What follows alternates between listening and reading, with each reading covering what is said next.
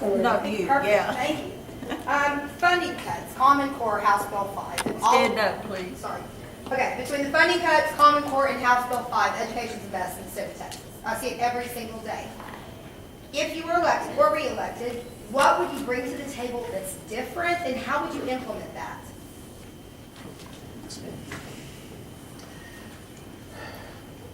You know, I come from a long line of educators. My grandfather was a professor of electrical engineering at A&M for 40 some odd years.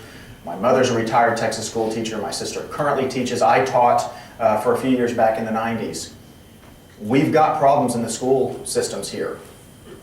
The Texas Constitution, I always go back to the founding documents, the founding principles that why are we here, why are we doing this? And the Texas Constitution, Article 7, Section 1 says that a general diffusion of knowledge being essential to the preservation of the rights and the liberties of the people, it shall be the duty of the legislature of the state to provide for the support and maintenance of an efficient system of public free schools. These thousands of doors I've been knocking on, I've run across some people on the far left of the spectrum as well as most of us that are on the right because it's all Republican primary voters. And nobody has said we've got an efficient system.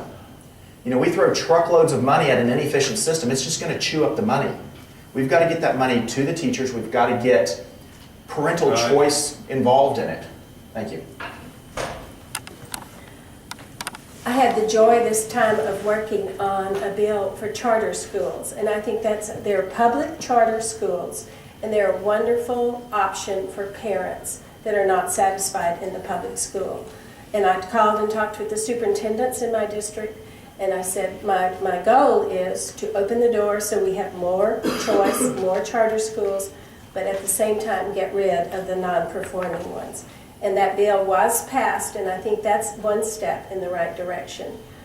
But I also think that our schools, I think there's an intelligent conversation going on right now. When I first came in, one side said, oh, they're spending too much money on schools, and the other side said, oh, you could never spend enough money on a child. Don't you know how much this child is worth? And we are able to judge. We know which school districts, and everyone knows them. There are schools that are getting maximum value for their dollar, and they're having education input, and you can chart it, so it's a really